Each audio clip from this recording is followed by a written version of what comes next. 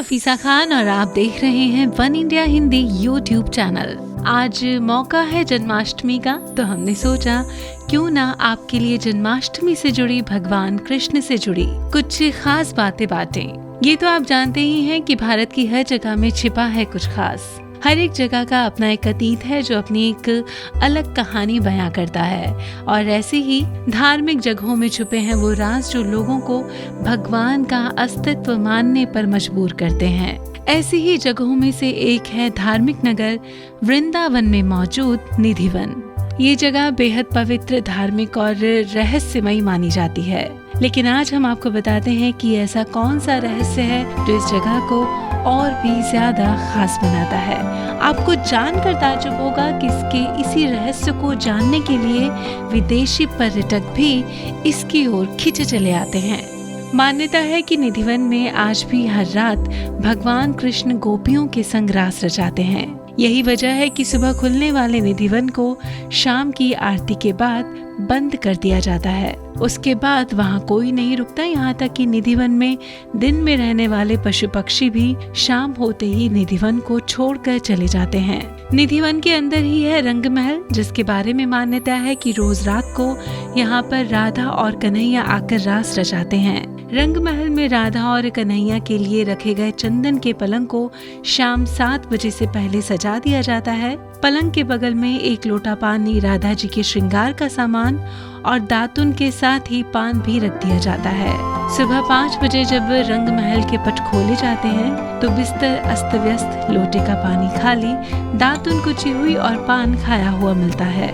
रंग महल में भक्त केवल श्रृंगार का सामान ही चढ़ाते हैं और प्रसाद स्वरूप उन्हें श्रृंगार का सामान ही मिलता है। वैसे तो शाम होते ही निधिवन बंद हो जाता है और लोग यहाँ से चले जाते हैं, लेकिन फिर भी अगर कोई छुपकर रासलीला देखने की कोशिश करता है तो वो अंधा, गूंगा, बहरा, पागल और उन्मादी हो जाता है, ताकि वो इसे रासलीला के बारे में किसी को बता न सके। इसी वजह से रात 8 बजे के बाद पशु पक्षी, परिसर में दिन भर दिखाई देने वाले बंदर, भक्त, पुजारी सभी यहाँ से चले जाते हैं और परिसर के मुख्य द्वार पर ताला लगा दिया जाता है। स्थानीय लोगों की माने तो यहाँ जो भी रात को रुक जाता है वो सांसारिक बंधन से मुक्त हो जाता है। करीब 10 साल पहले ऐसा ही वाकया यहाँ हुआ था, जब जयपुर से आया एक कृष्ण भक्त रासलीला देखने के लिए निधिवन में छुप कर बैठ गया। जब सुबह निधिवन के गेट खुले तो वो बेहोश अवस्था में मिला। उसका मानसिक संतुलन बिगड़ चुका था। कई ऐसे किस्से हैं जो यहाँ के लोग बताते रहते हैं। ऐसे ही एक दूसरे भक्त थे पागल बाबा, जिनकी समाधि भी निधिवन में बनी हुई है। उनके बारे में कहा जाता है कि उन्होंने भी एक बार निधिवन में छुपकर रासलीला देखने की कोशिश की थी, जिसके बाद वो पागल हो गए थे। चूंकि वो कृष्ण के अनन्य भक्त थे, इसीलिए उनकी मृत्यु के पश्चात मंदिर कमेटी ने निधिवन में ही उनकी समाधि बनवा दी थी। कई एकड़ क्षेत्रफल में फैले निधिवन के पेड़ों की खासियत ये है कि इनमें से किसी भी पेड़ के तने आपको सीधे नहीं मिलेंगे और इन पेड़ों की डालियां आपस में गुथी हुई और नीचे की ओर दिखाई देती हैं। यहाँ लगी तुलसी के पेड़ जोड़े में हैं। इसके पीछे मान्यता ये है कि जब राधा के संग कृष्ण वन में रास रचाते हैं तब यही जोड़ेदार पेड़ गोपियां बन जाती हैं और जैसे ही सुबह होती है ये सब फिर से तुलसी के पेड़ में बदल जाती हैं। साथ ही एक अन्य मान्यता ये भी है कि इस वन में लगी तुलसी की कोई भी एक डंडी नहीं लेके जा सकता।